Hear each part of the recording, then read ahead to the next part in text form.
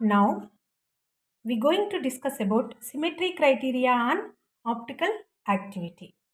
What is optical activity? A molecule can say it as optical active when it rotates the plane polarized light. And to describe the optical activity, two things are here, chirality and non-superimposability. What is chirality?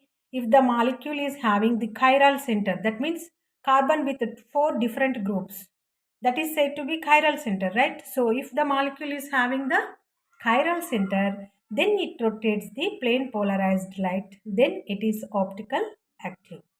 And next criteria is non-superimposable. So if the molecule is giving the mirror images like this, so here these two are non-superimposable mirror images.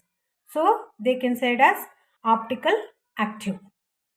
But here these two structures are superimposable mirror images. So they are optical inactive. But this chirality and superimposability are not enough to describe the optical activity, because in mesotartaric acid, if we see the mesotartaric acid, even though it is having the chiral center, but it is showing optical inactivity. And if we see 1,2-dichloro-dibromous-togger-ethane, it will give non-superimposable mirror image, but it is optical inactive because it is having center of inversion. So here the chirality and superimposability are not enough to describe the optical activity. So here we have the symmetry criteria to describe the optical activity.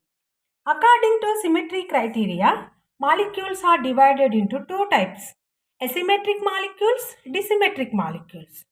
So what are asymmetric molecules?